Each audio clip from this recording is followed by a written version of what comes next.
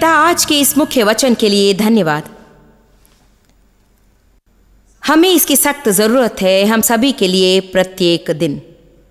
हमें ये बात समझ लेने में मदद करके सफलता पाने के लिए हमें आगे बढ़ना है। मदद कर, हमें अनुग्रह दे, यीशु के नाम में आमीन। आज के दिन मैं आपसे क्रोध को छोड़कर आगे बढ़ने के बारे में कुछ कहना चाहती हूं। क्या आपको कभी क्रोध आता है? क्रोध और क्षमाहीनता को पीछे छोड़ देना चाहिए, क्योंकि यदि हम क्रोध से छुटकारा ना पाए तो अगली समस्या खड़ी हो जाएगी, वो है क्षमाहीनता। यदि मैं किसी से क्रोध करूं और अधिक समय तक क्रोधित रहूं तो नाराजगी की जड़ फैलने लगेगी और अधिक नफरत बढ़ेगा। और यद्यपि मैं उस व्यक्ति से रिश्ता बनाए रखने की कोशिश में बाहर से मुस्कुराती रहूं, तब भी मेरे हृदय में विष पूरी तरह से फैलता रहेगा, जो कि प्रभु से मुझे दूर कर देगा। बाइबल इस बात को बिल्कुल स्पष्ट रूप से प्रकट करती है कि यद्यपि हम गुस्सा करें, हमें अधिक देर तक गुस्सा नहीं करना है, तथा बिल्कुल स्पष्ट और सरल ढंग से इस विषय को समझाती है कि हर विश्वासी के लिए जरूरी है कि वो अपने हृदय को क्षमाहीनता और दोष से कलंकित ना होने दे। हर एक के लिए यह संदेश जरूरी है। इस क्षेत्र में हर एक व्यक्ति लगातार परीक्षाओं में पड़ जाता है। आपको यह जानकर आश्चर्य होगा कि कितने लोग ऐसे हैं जो प्रभु से प्रेम रखते हैं, जो चमत्कार पाने के लिए, सफलता पाने के लिए और उनके जीवन में परमेश्वर कुछ खास करने के लिए यहां पर आए हैं, पर अभी भी किसी के प्रति किसी कारणवश उनके मन में क्रोध की भावना है, और शायद वो बरसों पहले की बात होगी, और आप कहते हैं मैं इससे छूटने की कोशिश में हूं। आप छूट सकते हैं। परमेश्वर कभी भी ऐसा कार्य करने को नहीं कहता जो हमारे लिए असंभव हो। यदि प्रभु कहता है क्षमा करो, तो हम क्षमा कर सकते हैं। यदि वो कहता है खुद को दोषी मत ठहराओ, तो फिर खुद को दोषी ठहराए बिना हम अवश्य रह सकते हैं। कल पास्टर डॉन क्लावर्स, मैं और डेव और शरॉन आपस में बातचीत कर रहे थे। मुझे विषय के केंद्र बिंदु को समझना अच्छा लगता है, इसीलिए मैंने कहा मैं अतीत को भूलकर वर्तमान में जीना और परमेश्वर द्वारा निश्चित भविष्य का आनंद लेने के बारे में कहने वाली हूं। मैं अतीत के क्रोध और नाराजगी को छोड़ने के बारे में बताने वाली हूं, परंतु मैं उन्हें बताना चाहती हूं कि यह कैसे हो सकता है। मेरे लिए किसी से कुछ करने को कहना एक बात है, और उन्हें उसे करने का तरीका समझाना बिल्कुल ही अलग बात है। डॉन मुझसे अपने विचार बांटने लगे, और वही विचार मेरे मन में भी थे जिसके बारे में मैंने बाद में ही सोचा था।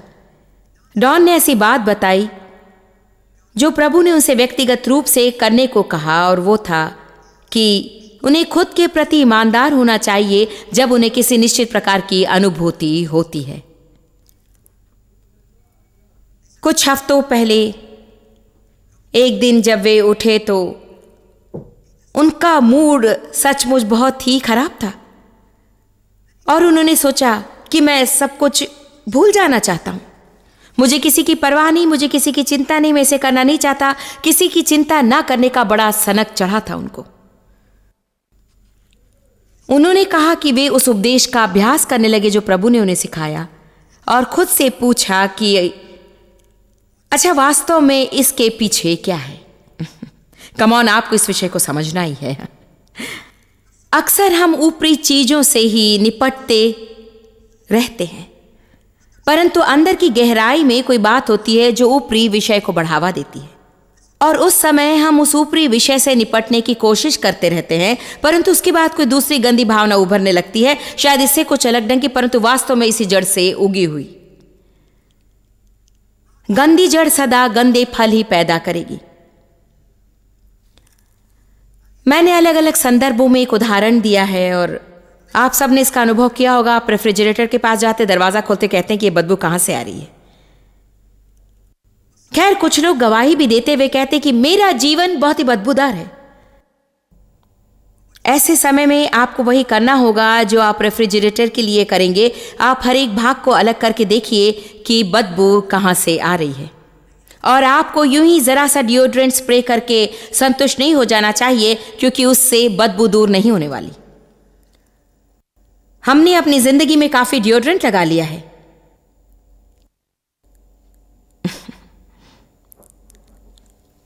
ओ हाँ, मुझ में बुरी विचारधारा है, पर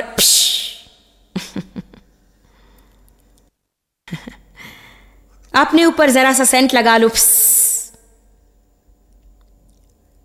नहीं, अपने आप से पूछिए कि वास्तव में ये सब क्या है। आप कहेंगे मैं बताती हूं कि ये क्या है, उन्होंने मुझे नाराज किया। नहीं, क्या आप जानते कि आपको क्या करना है? आपको अपने क्रोध पर नियंत्रण रखना चाहिए। तुमने मुझे नाराज किया कहने की अपेक्षा आपको कहना चाहिए मैं इतनी जल्दी नाराज क्यों हो जाता हूं, मैं इतना चिड़चिड़ा क्यों हूं कि जब भी कोई मुझे जरा सी सलाह देने की कोशिश करता है तो मैं बिल्कुल ही चिल्ला उठता हूं। आप मुझे समझाने की कोशिश मत कीजिए। ऐसा नहीं है, आपको प्रभु को अवसर देना है कि उनसे वो निपटे और प्रभु पर सब छोड़ देना चाहिए। और आपको ये पता लगाना चाहिए कि क्रोध, क्रूर और अप्रिय लोगों के साथ रहकर भी आप कैसे शांति बनाए रख सकते हैं। यदि आप आपको ठेस पहुंचाने वाले एक व्यक्ति को भगा देंगे तो शैतान कल 2 और को भेजेगा, अगले दिन 10 और को भेजेगा। तो इसका सही समाधान हमें परेशान करने वाले लोगों को भगाना नहीं, बल्कि उन्हें बदलना है। मुझे चुप मत कीजिए, मैं अच्छा प्रचार कर रही हूं।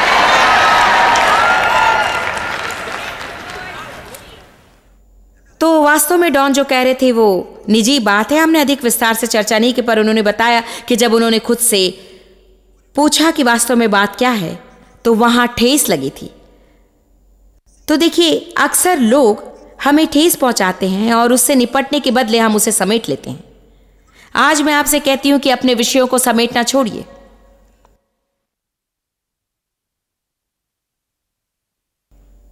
जिंदा गाड़ी गई भावनाएं कभी भी नहीं मरती। मैं चाहती हूं कि आप इसे याद रखें। जिंदा गाड़ी गई भावनाएं कभी भी नहीं मरती। वे कहीं अंदर दबी रहकर फैलने लगती हैं और दिन पर दिन बढ़कर परमेश्वर और आपके बीच के रिश्ते को खत्म कर देती हैं। लोगों से आपका रिश्ता नाता तोड़ देती हैं। हमें इन चीजों से चिपके रहने की अपेक्षा उनसे निपटना चाहिए और ऐसा दिखावा नहीं करना चाहिए मानो हम ठीक है जबकि हम ठीक नहीं होते। हमें दिखावा करना बंद करना चाहिए। हमें खुद के प्रति ईमानदार होना चाहिए, क्योंकि यदि हम खुद के प्रति ईमानदार नहीं रहेंगे तो किसी और के प्रति ईमानदार नहीं रह सकेंगे। यदि आपको किसी के प्रति जलन की भावना है तो प्रभु से कहिए, प्रभु मैं जानती हूं कि मेरी ये भावना बहुत ही बदबूदार है। मैं उसकी बदबू को पूरी तरह से सूंघ सकती हूं और मैं ये जानना चाहती हूँ कि मुझ में ये जलन की समस्या क्यों है। प्रभु मैं जानना चाहती हूँ कि मेरे अंदर क्या है, मुझ में ये समस्या क्यों है। शायद प्रभु आपको सीधे बताएगा तुम असुरक्षित हो, तुम नहीं जानते हो कि मसीह में तुम कौन हो, तुम हमेशा दूसरों से अपनी तुलना करते हो। तुम्हें किसी से भी अपनी तुलना करने की आवश्यकता नहीं, क्योंकि मैं तुमसे प्रेम रखता हूँ और तुम्हारे लिए मेरी एक योजना है, इसीलिए सब कुछ मुझ पर छोड़ दो। आमीन। डेनिस, जब मैंने कहा कि तुम्हारी पोशाक को देखकर मुझे जलन हो रही, वो जलन नहीं था, सचमुच वो सुंदर है।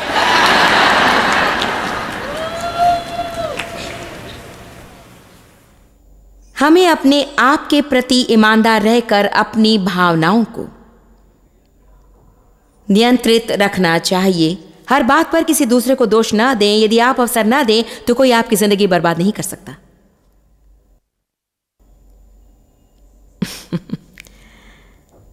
यहां बैठे लोगों को इसे सुनने की जरूरत है।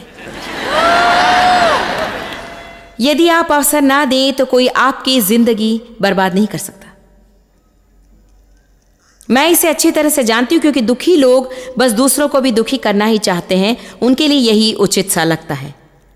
वे जानबूझकर कुछ नहीं करते। वे इतने दुखी होते हैं कि खुशी बर्दाश्त नहीं कर पाते, क्योंकि खुशी उनके दुख को छेड़ती है। बुरा मूड होने पर आप कभी नहीं चाहेंगे कि ऐसे किसी के साथ जा मिले जो आशायुक्त व्यक्तित्व का हो, जो कि दिन भर खुश रहकर मौज मस्ती करना चाहता हो। आप तो बस उसका गला घोट देंगे। आमीन।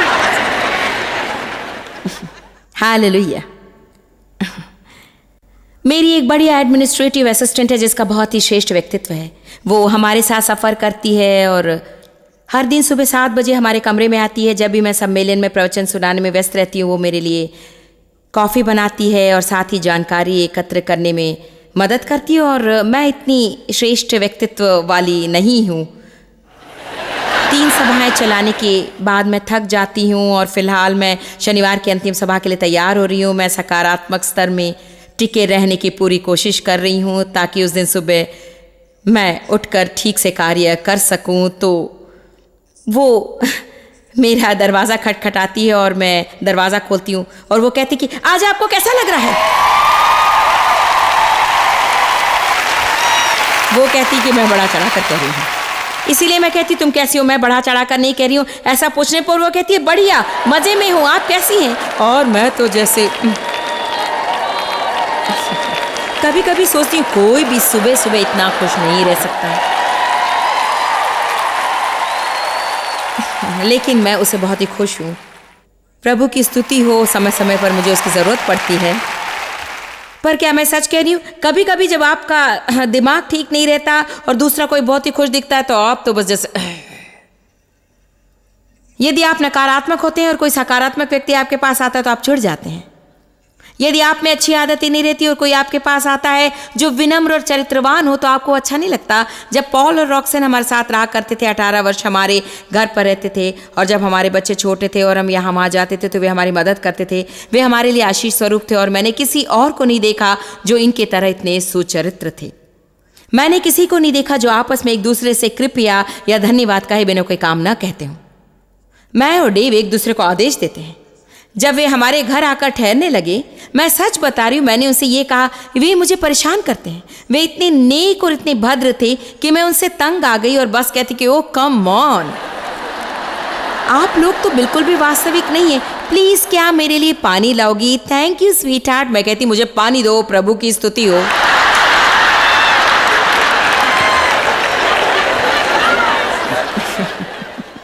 मैं सच कह रही हूं ना। देखिए, जब भी हमारे साथ कोई होता है जो किसी क्षेत्र में हमसे श्रेष्ठ होता है, उनकी सद्भावना हमें अपने पाप का एहसास दिलाती है, लेकिन खुद से निपटने की अपेक्षा हम उनसे चिढ़ने लगते हैं। वे जिस ऊंचाई पर है, हमें वहां तक उठाने का अवसर उन्हें देने की बजाय हम जहां हैं वहां उन्हें घसीटना चाहते हैं। देखिए, बात यह है कि हमें दूसरों को दोष देना बंद करना चाहिए, चाहे जो भी हो। हमें अपनी भावनाओं और अपनी सोच पर नियंत्रण रखना चाहिए और जो जंगली अधर्मी विचार और भावनाएं हम में हैं, उसकी जिम्मेदारी खुद पर लेनी चाहिए। क्या आप जानते हैं कि हम दूसरों से कितनी चीज़ें छुपाते हैं? हम में से एक भी ऐसा नहीं है जो अपने मन को खुली पुस्तक रहने दे और सब कुछ प्रदर्शित करे। हालेलुया। हम हमेशा सोचते हैं, हे प्रभु, आज मुझे इसकी जरूरत नहीं है। बिल्कुल है। हाँ, आपको है, आपको इसकी जरूरत है। मुझे लगता है कि अक्सर प्रभु हमें ऐसे लोगों से घेरे रहता है जिनका व्यवहार हमें अपने पापों का एहसास दिलाता है। ऐसा भी समय रहा है जब प्रभु के संग चलने के कारण मेरा व्यवहार दूसरों को उनके दोष का एहसास दिलाता है। और कई लोग ये विचार रखते हैं कि वे मुझे नहीं चाहते। इसमें मेरी गलती नहीं है, मैं खुद को बदल नहीं सकती क्योंकि मेरी उपस्थिति से उन्हें गलती का एहसास होता है। मैं चाहती हूं कि आप ईमानदार बनकर कहें, ठीक है, मैं आपको क्यों नहीं चाहती। शायद इसलिए कि आप कुछ विषयों में मुझसे श्रेष्ठ होंगे और आपकी उपस्थिति मुझे दोषी ठहराए और मैं अपनी जगह पर रहते हुए बुरा महसूस करूं। हमें ईमानदार होने की आवश्यकता है। हमें दर्द सहकर भी ईमानदार बने रहना है। यदि आप ईर्ष्यालु हैं तो प्रभु से कहिए, उसका कारण पूछिए। यदि आप क्रोधित हैं और आपको जल्दी गुस्सा आता है तो प्रभु से उसका कारण पूछिए। मैं फिर से यही कहूंगी कि इसकी जिम्मेदारी हम किसी और पर नहीं छोड़ सकते हैं और अपनी भावनाओं की जिम्मेदारी हमें खुद अपने ऊपर लेना चाहिए और उन्हें मनमानी करने का अवसर नहीं देना चाहिए। मेरी मानिए, अपनी खुशी के लिए संसार भर को बदलने की कोशिश करना व्यर्थ है। मैं जानती हूं कि मैं थक गई हूं और ये बिल्कुल सच है। हमारी समस्याएं हमें नहीं हराती हैं, उनके प्रति हमारी प्रतिक्रिया ही इसके जिम्मेदार है।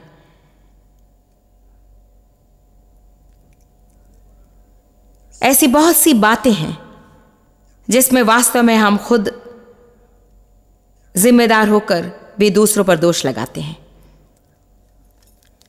ठीक है, आइए देखते हैं इफिसियों 6:12। इफिसियों अध्याय 6 पद 12 में कहा गया है, क्योंकि हमारा ये मल्ल युद्ध लहू और मांस से नहीं, परंतु प्रधानों से और अधिकारियों से और इस संसार के अंधकार के हाकिमों से और उस दुष्टता की आत्मिक सेनाओं से है जो आकाश में हैं।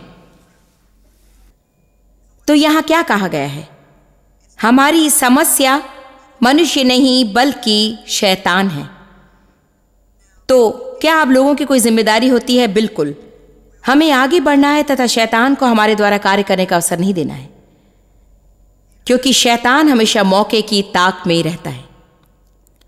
और आप में से अनेक इस वक्त मुझे बता सकेंगे, आप खड़े होकर बता सकते हैं कि आपके जीवन में ऐसे कमजोर व्यक्ति कौन है जिसके जरिए शैतान आप तक पहुंचने की कोशिश कर रहा है। हालेलुया। तो हाँ, लोगों की जिम्मेदारी होती है और उन्हें बदलने की आवश्यकता है, परंतु यदि वे फिलहाल वहां पर है तो आपको सोचना होगा कि आप कहां पर थे और आप भी इसी तरह से किसी को तंग किया करते थे। और देखिए, सच बात तो यह है कि उनके द्वारा तंग किए जाने से मेरी जिम्मेदारी दूर नहीं हो सकती है। क्या आप समझ रहे हैं? देखिए, मैं फिर से कहना चाहूंगी, शायद अक्सर हम यहां रुक जाते हैं। देखिए, आपकी गलतियों को देखने में मुझे तकलीफ नहीं होती,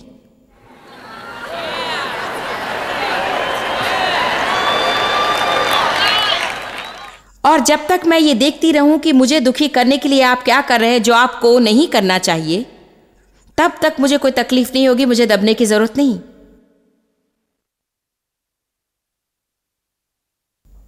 कभी कभी यदि मैं को ज्यादा ही भक्तिमान बन जाऊं तो मैं आपकी समस्या के बारे में मैंने जो प्रकाशन पाया है उसके लिए खुद को धर्मी भी मानूंगी।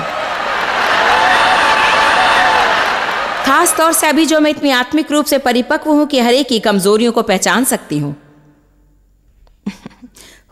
हालेलुया। तकलीफ तब होने लगती है जब मैं इसके पीछे पड़ जाती हूं कि आप मेरे लिए क्या कर रहे हैं या मैं आपके बारे में क्या सोचती हूं, क्योंकि कई बार ये सब हमारे दिमाग में रहता है। कई बार ये हमारा भ्रम होता है। क्या आप जानते कि ऐसे कई लोग होते हैं जिनका भ्रम आधारहीन होता है? लंबे समय से मेरे जीवन में चोट आने के कारण मैं कमरे में बंद रहकर सोच सकती हूं कि लोग मुझे अस्वीकार करते हैं, जबकि वास्तव में वे मेरी ओर ध्यान भी नहीं देते हैं, क्योंकि वे ये नहीं जानते कि मैं वहां हूं।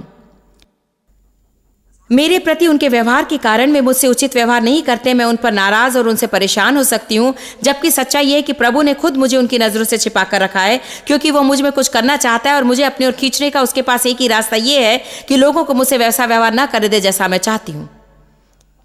क्या मैं तेजी से बोल रही हूं?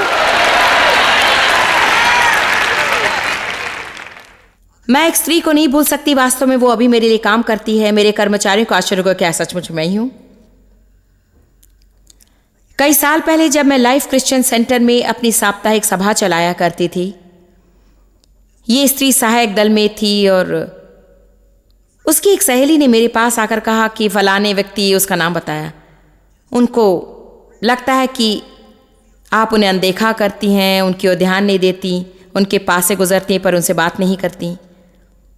वो बहुत दुखी हैं, उन्हें ठेस लगी है, उन्हें लगता है कि वो आपकी सेवकाई में हाथ बटाती हैं, आपके लिए ईमानदारी से काम करती हैं और आपने उसका दिल दुखा दिया। खैर, अब अचानक मुझे महसूस हुआ कि मुझ पर एक जिम्मेदारी का बोझ आ पड़ा है, ये कि मुझे दिन में 3 बार उस स्त्री को ढूंढकर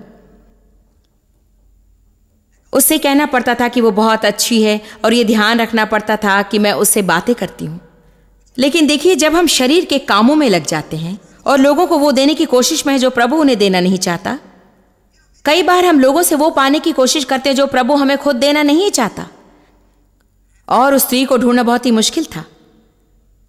अंत में मैंने प्रभु से कहा कि प्रभु, यदि तू चाहता है कि मैं उस स्त्री के साथ खास व्यवहार करूं तो फिर तू उसे मेरे सामने क्यों नहीं ले आता? और प्रभु ने मुझसे कहा कि मैं नहीं चाहता कि तुम उसे देखो, मैं नहीं चाहता कि वो जो चाहते तुम उसे दो, क्योंकि उसकी एक समस्या है, तुम्हारी कोई समस्या नहीं, उसकी एक समस्या है। और यदि मैं तुम्हें उसकी इच्छा पूरी करने का अवसर दूं तो वो अपनी समस्या पर जय नहीं पाएगी, उसका समाधान नहीं ढूंढ पाएगी।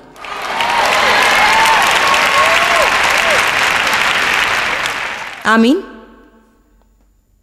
पास्टर रिक, क्या मैं 1 मिनट के लिए आपको उदाहरण के रूप में प्रयोग कर सकती हूँ? कृपया बुरा मत मानिए। जब मैं उनके लिए काम करती थी, मेरे पति को छोड़कर मेरे जीवन में जिस पुरुष अधिकारी के साथ मैंने काम किया वे रिक ही थे, क्योंकि देखिए मेरे जीवन में जो हुआ उसके कारण पुरुष अधिकारियों से मेरी पटती नहीं थी। मुझे सचमुच डर लगता था बहुत ही बलवान पुरुषों से। और डेव वाकई एक बलवान पुरुष है, पर उनका व्यक्तित्व कुछ अलग ही है। वे उग्र व विद्रोही स्वभाव के नहीं हैं। और डेव में बहुत कुछ अच्छा है, क्योंकि उनके जीवन का उद्देश्य शांति। आप गलत ढंग से उनको नाराज कर सकते हैं। हमने हर बात जान ली है। हमने 36 साल सीखा है कि उनके साथ कैसे मेल रखा जा सकता है, इसलिए हम ठीक ठाक हैं। पर जब मैं पास्टर शेल्टन के पास काम करती, वे 26 के थे और मैं 36 की। हम दोनों का विचार था कि हम सब जानते, पर हम कुछ नहीं जानते थे। ये बहुत ही बढ़िया वर्णन है ना? तो लंबी कहानी को संक्षेप में कहना हो तो वे मेरे बॉस थे, और वे बहुत ही बलशाली बॉस थे, और उनके विचार बहुत ही मजबूत थे, और वे इस बात के पक्के थे कि निश्चित तरीके से ही कार्य किया जाना चाहिए। इसलिए मैं मनमानी नहीं कर सकती थी, और ये साफ दिखता था कि उनके कहे अनुसार न करने पर वे नाराज होंगे। मैं नहीं बता सकती कि उनके इस व्यवहार को बदलने के लिए मैंने कितनी प्रार्थना की। ये कि वे ऐसा करें, वे मेरे साथ ऐसा ना करें या वैसा ना करें, वे मुझे ना सुधारें। प्रभु, वे कभी मेरी प्रशंसा नहीं करते। मैं ये करती और वो करती, पर मुझे कुछ नहीं मिलता है। पर क्या आप जानते हैं कि अभी मैं पूरे हृदय से जानती हूं कि प्रभु ने हम दोनों के बीच उस रिश्ते को इसलिए रखा कि मुझ में ऐसी बातें थी जिनको ठीक करना बहुत ही जरूरी था। क्या आप लोग मेरी बात सुन रहे हैं? प्रभु कभी उन्हें अनुमति नहीं देगा कि वे मेरे साथ वैसा व्यवहार करें जैसा मैं चाहती हूं, क्योंकि ऐसा करने पर मैं अपने मैल को लिए अपने कमरे में ही बैठी रहूंगी और बदबू फैलती रहेगी। कभी एक बार जरा डिओड्रेंट लगाकर महकाने की कोशिश करती रहूंगी और दरवाजा दोबारा बंद कर दूंगी।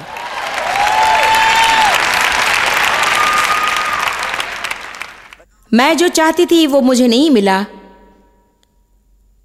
और अंत में रेफ्रिजरेटर की तरह मुझे सफाई करनी पड़ी। और मुझे कहना पड़ा कि मेरे जीवन में एक जड़ है जो फैलती ही जा रही है। उनके सामने एक तरीके से दिखती, उनकी पत्नी के सामने दूसरे तरीके से, मेरे पति के सामने दूसरे रूप में। उसका फल मेरे मित्रों के सामने कुछ अलग रूप में दिखने लगा। हमें ये सोचना बंद करना चाहिए कि हमें दूसरों को सुधारना चाहिए ताकि वे हमें पूरी तरह से खुश कर सकें, और हमें अपनी अनुभूतियों और अपनी भावनाओं पर नियंत्रण रखकर जिम्मेदारी अपने ऊपर लेनी चाहिए।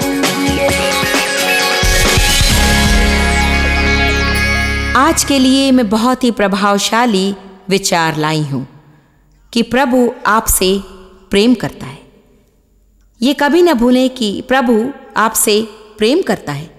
बाइबल कहती है यदि परमेश्वर मेरे पक्ष में है तो कौन मेरा विरोधी होगा। यदि प्रभु मेरी ओर है तो मैं किससे डरूं। पहला यूहन्ना 4 में परमेश्वर का वचन सिखाता है कि यदि हम परमेश्वर के परिपूर्ण प्रेम को समझ लें तो हमारे जीवन से हर प्रकार का भय दूर हो जाएगा।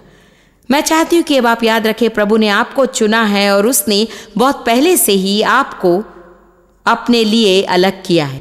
उसने ऐसा किया है क्योंकि वो आपसे प्रेम करता है और मसीह यीशु के द्वारा आपसे व्यक्तिगत संबंध रखना चाहता है। उसके प्रेम को आज ही ग्रहण कीजिए। आपके जीवन की सारी समस्याओं के लिए यही दवा है। प्रभु आशीष दे।